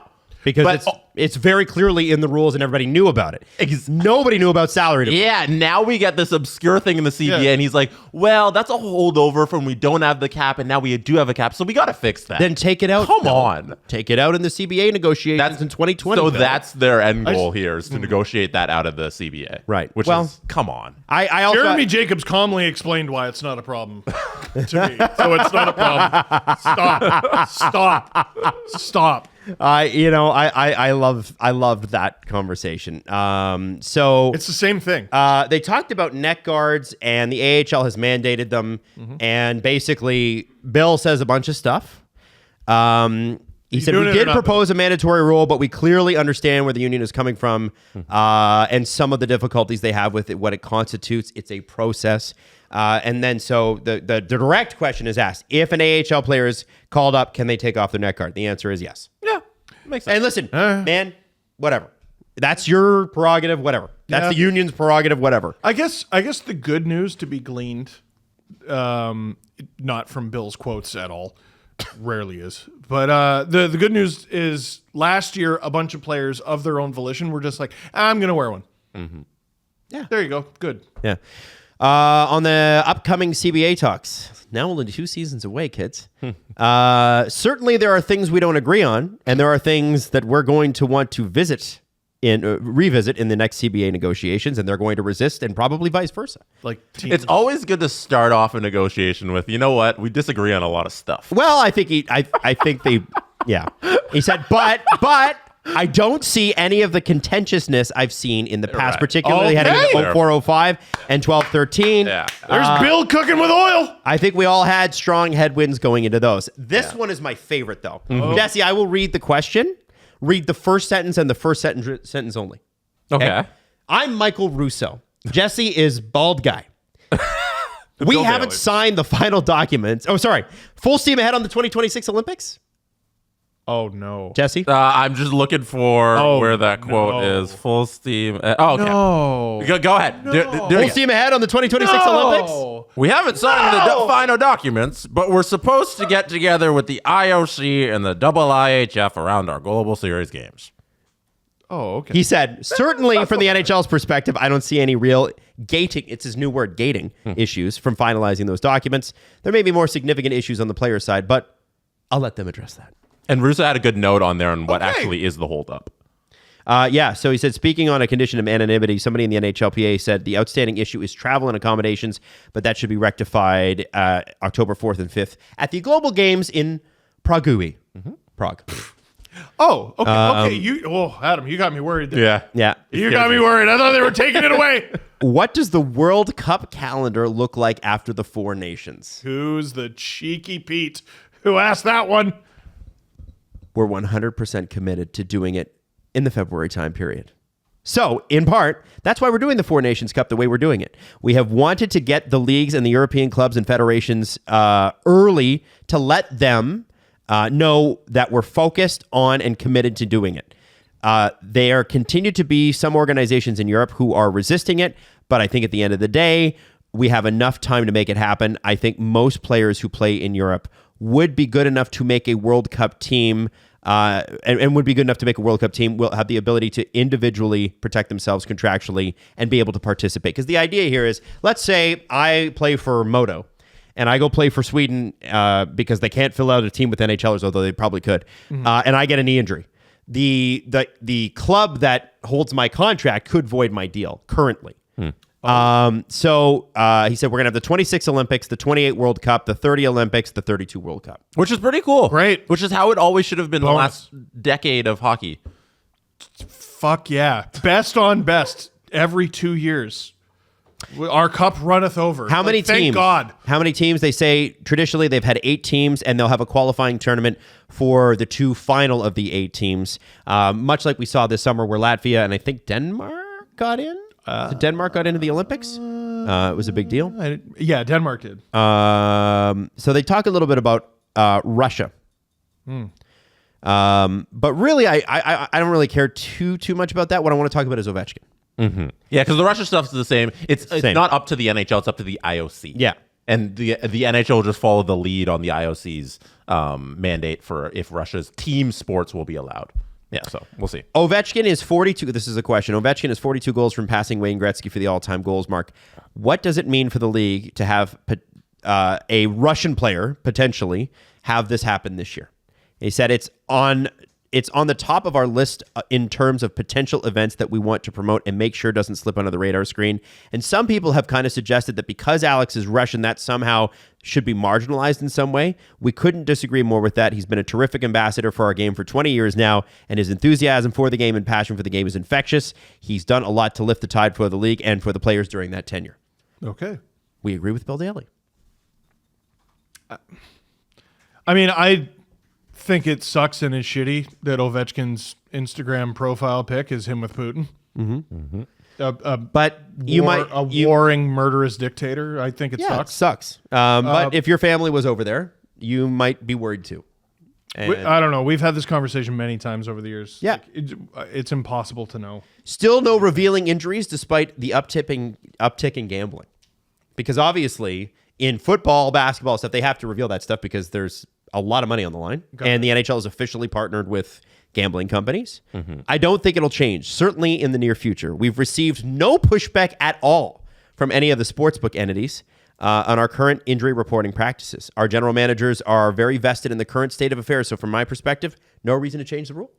I feel like this is one that if you're like just a fan of hockey, you might not understand, but like injury designation is a very important thing in the NFL world. Yeah. Where you have to, and there's actually controversy happened this past weekend with Christian McCaffrey and the 49ers and them potentially not revealing that he was going to be out for Monday night's game because the guy who replaced him on the field knew on Friday. He accidentally slipped up and said that he knew on Friday, and you're supposed to tell the league and everybody so we all know what happens in terms of the game on Monday. But there could be a future where the NHL has designation at a certain point on game time where it's like this guy's out with this injury. Whoa. And that needs to be all written into the CBA, and so it might come up in next negotiation. So again, I'm like not a huge NFL guy. On Friday, teams need to let you know So there's certain for a Monday night game. Yeah, so there's no, because Christian McCaffrey, they knew the backup was told on Friday that he might be starting on Monday, but McCaffrey was designated as questionable on Friday when the practice reports came out. Okay. So if they knew on Friday that he wasn't going to be playing on Monday, then he should have been marked as out and not questionable. Mm-hmm. But that's a little. It sounds like it was questionable. Yeah, it's a little in the weeds of whether he slipped up and it actually didn't. But the way the NFL works is at certain parts of the week, I think it's like there's a Tuesday designation, like a Wednesday one, and then like and 90 minutes before kickoff, you have to declare what a player's status is. Yeah. So going into every practice, it's like, is this guy questionable? Is he out for this practice? On Friday, is he questionable? What injury? And then it's like questionable with what? So it's questionable with a calf strain. And then 90 minutes before kickoff, you got to tell everybody, is he playing or is he not playing? And I think something like that, where throughout the week in the practices, doesn't really work because there's 82 games. You can't be doing that all the time. 90 minutes is reasonable. In terms Better of than like 4 days. Playing, I could see a world where it's like Austin Matthews out with hand injury has to happen. You have to declare that 60 minutes before puck drop every night. Well, every night before a hockey game, you got to declare 60 minutes before what injury and why is this player going to play or not play. So I think there's a world that can exist, even though there might be pushback from the players in that respect. But it's something that happens in the biggest sport in North America. That drives me nuts on stream nights. Because I'm trying to prepare for the stream, I'm like, where's the lineup? And like sometimes the stream's already started, and I'm like, oh, okay, here it is. Mm-hmm. Like I've been talking for 5 minutes trying to figure out who's where. Right. Yeah. And it makes so much sense in the NFL ecosystem, just like how much fantasy and gambling drive NFL talk and coverage, that like if you play NFL fantasy, you want to know throughout the week and you're watching individual players. And I feel like it maybe if the NHL had things like that around the game, like maybe like you'll see an uptick in fantasy and maybe there'll be good things that come out of the game for that. So I don't know. It's interesting. I just want to point out in SDPN fantasy football, 1-0. I'm 1-0 with the least amount of points out of any winner because Cam Stewart left 75 points on the bench. I love that. There's no reason for you to be 1-0. No, I absolutely should not be. If people aren't aware, Steve missed the playoffs last year in a 10-team league where 8 teams make the playoffs. He was one of 2 teams that missed the playoffs. I suck. Yeah. You know, I didn't have a good week. I'm not even going to talk about it. But I lost 5 of the first 5 of the first 6 games last year, and I still finished 3rd. Yeah, and then you went on crazy winnings. You won like 5 in a row to get into the playoffs and everything. It's all about the grind. Yeah, but Adam took his first draft pick to do like a bit around Travis Kelce. Well, I was trying to lock down my tight ends, and then I didn't realize that Mark Andrews is just going to be replaced. So I'm screwed. But like Mark Andrews just might have had a bad game where he just covered a lot. Yeah. But yeah, and the rain didn't help. Taking Kelce, what was it? You took him like 4th overall? 3rd. That's even worse. You shouldn't just thumbs up do a bit for your first 3rd overall pick is cursed in our league. I did Josh Allen last year. Draft will still be decentralized in 2025. Okay. And he said there will be a host city, but it will be a smaller event. So even though the Vegas thing went really well, they said, let's move on from it. Which I didn't really understand. I think probably because it's expensive and James Dolan doesn't make friends. So it was probably like, like Jeremy Jacobs was like, what's the bill on that? I need to sell that much ice cream? No way. I'm not doing it. And that's why they moved to a decentralized draft anyway. They didn't want to fly that many people in. So they could do Vegas again in the Sphere, but all the players are there, but the teams aren't there. Is kind of what he's or you'd have a rep from the team. Or I think it's better to just, please don't let it be the commissioner. Like Adam Silver makes it work. Roger Goodell makes it work. Gary Bettman does not make it work. But have a representative from the league, hand them the jersey, take the picture, move on. Right? I want to go to the party. 4 hours. Right. 4 hours. So he made it sound like we're getting a draft place. Yes. It's just nobody's going to be there. Nothing's confirmed. Yeah, okay. It says it will be... I would expect, he said, there's really no movement to change the direction from the decentralized draft. And then there's the last part about Johnny Gaudreau and potentially renaming the Lady Byng Trophy after him. Okay. Here's the answer. Anything done in that vein, and that's not the first time I've heard that suggestion with respect to some players and other all-time great players, we would go to the general managers probably first, and we would probably need board approval second. So he's basically just running you through what it takes to change the name.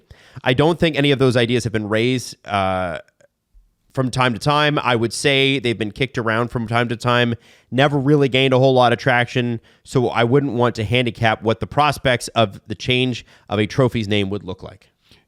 They have changed. Lester B. Pearson Award used to be a thing. Now it's something else. Ted Lindsay. Yeah. I said to Jesse before the show started, I'm like, what's so hard about being like, I think it's a great idea, but let's defer to the GMs? Well, the GMs are going to so hard vote. about that? The GMs are just like with the decentralized draft, because when that happened, a lot of GMs voted for decentralizing the draft, and afterwards complained that they didn't want to. And the reason for that is because their owner said, "Here's how you're voting, because I sign your checks."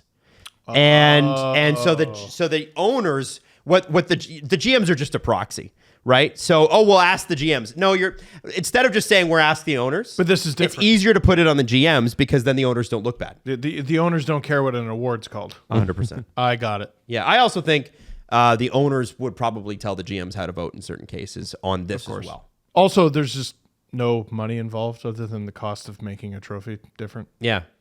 It's fine. Yeah, I don't know. So interesting stuff. Now, the funeral for Johnny and Matthew Gaudreau. If you want an amazing rundown, Aaron Portzline did an incredible rundown of what happened. Obviously, Johnny's wife Meredith gave an incredible speech. The whole thing was apparently just overflowing with people. And I think the most tragic thing is obviously she revealed that she is pregnant, not just Matthew Gaudreau's wife, but also Johnny Gaudreau's wife, pregnant. Speaking of the renaming of the award, I don't know what the right way to honor Johnny Gaudreau is going to be, but when we have things like, the Bill Masterton, when we have things like the Ted Lindsay, Bill Masterton created some, touched people, changed people. Ted Lindsay changed the game as well. Johnny Gaudreau clearly was one of the people that embodied, and I said this before, what we want hockey culture to become. It's been under the microscope for years for a good reason. And this is the guy that you would be like, if my kid bought his jersey, I'd be thrilled, over the moon. Cole Caulfield was probably one of those kids. 100%. So I love, by the way, that Cole Caulfield is actively wearing 13 to honor him. Love it. Because I think that's more of a tribute than not wearing it. Do you know what I mean? Because I was worried a little bit that, we're going to retire it around the league or something like that. I understand the team's retiring it, but I love when players pay tribute. The way Marner tried to with Doug Gilmour, and then when he made the league, the Leafs were like, oh yeah, we're retiring that now. We've never done that in our history. Right before his first game. And Gilmour was like, I'm happy with him wearing it. It was supposed to be a tribute to Gilmour. If I'd gotten to the league, with my athletic build, I got into the league, I would have worn 90. That's how the Leafs used to do it, is players asked for permission and then it got worn. And they were honored, but it was never retired, if that makes sense. It was like that. I want to say Keon, number 14. Oh, okay. But no. So, I mean, just from this, I think I would be doing a disservice to Aaron Portzline if I tried to recant his entire article. But there were some really beautiful moments there, and he captured them beautifully. And I think, we've lost two really amazing people in the sport, and it's a real shame. And as we got a little lost from your point. I think when you're saying like he embodied hockey and like that's what you want to put up on a pedestal. Yeah. Right? Like whatever they choose to do to honor Johnny Gaudreau, it's never going to be enough because it's somebody who never got to finish off his dream of being an NHL player. So let's do everything we can to honor this person who was exactly what we want out of the game of hockey. And I think the Lady Byng being named after him is personally, I was like, man, that's a great idea. Yeah. Why not? Yeah, and then retire the number in Calgary and Columbus. you know? Yeah, absolutely. Have it up in the rafters. Absolutely. Moving on, again, difficult to do. Travis Dermott has signed a PTO with the Edmonton Oilers. Uh-huh. Tyson Barrie has signed a PTO with the Flames. Jared Tenorti has also signed with the Flames, but he actually got a full contract. And it's interesting to see those two teams augment. So I would say that both teams have similar defenses and completely the biggest difference in offense that you could possibly have. Oh my God. They're both top heavy on defense. A lot of talent at the top. But you get past the third or fourth defenseman, Oof, Motto. and it's kind of scary. Dude, I have the Oilers pairings in front of me. Yep. So like Dermott has a way above 0 chance of playing games for this team. Ekholm Bouchard. Hot damn. Yeah. Great. Was that me? That wasn't me. No, it was me. Sorry. Ekholm Bouchard. Hot damn. Hot damn. Nurse Emberson. Hey, there's apparently a lot of good information out there that Emberson might be better than you're giving him credit for. Yeah, but we're not there yet. So, Kulak Stetcher. I mean, they got Stetcher at the deadline. Oh boy. Dermott's Like Dermott. making that team. Oh yeah. But Dermott. Dermott's playing top line. Left-handed D who can play both sides. Listen, he played over 50 games last year. He had 7 points. Like, this isn't Travis Dermott, who was the second-round pick full of potential from his time in Toronto. But we saw the player that Connor Brown turned into. He was brutal. And then he got better and better and better and better. And it's not just Kyle Dubas. GMs love their guys. Yep. And it's not just GMs, it's Yep. presidents and it's coaches. Jeff Jackson had Travis Dermott as a client. Travis Dermott had Connor McDavid and Connor Brown as teammates with Erie, and Chris Knobloch as his coach. McDavid had the best season of his life under Knobloch. And that's why the Leafs drafted Dermott and not Konechny. Oh, Adam, why you gotta? Wasn't that draft? Why you gotta? That was that draft. Yes, it was. Why you gotta? They've McDavid and Dermott have played together since they were at least 7. I know that from their time in Newmarket. He's going to play games for this team.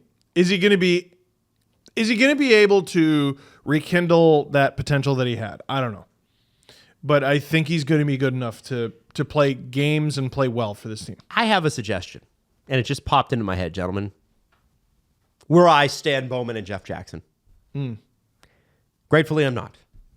But if I were them, Resign. and I was looking for, because I just traded my $3.25 million right shot defenseman, and I've got Ty Emberson penciled in. I would look around the league and go, where can I get a puck moving, Don't you dare. $3 million Don't you dare. right shot defenseman? Whomst among us? With potential cap issues, I might add. Liljegren was not an otter. Stop. I'm not saying there's any rumors. I'm just saying it makes a lot of sense. Stop it. Just throwing that out there. Stop that right now. Next one here. Did you see this clip here? I don't know. Roberto Luongo. Oh, I did. Roberto Luongo apparently answered an ad to play with a beer league team in their championship. And should we play it? Yeah. Let's play it. Here we go. Yeah, it's from Bryce's Hockey Life on Instagram. Just credit them. Ready, boys? These are goalie boys. That's the most hockey reaction Some ever. defense, okay? Put some defense today, It's incredible. You'll be blown away by this. I would have shit my pants. You're right. That Yeah. was the most hockey like they reaction didn't ever. even get up and were like, "Hey, thanks for coming." Nothing. And he's got all his Panthers gear too. Yeah. Like, Get up I and would say hello to the man. I would shit my pants. Yeah.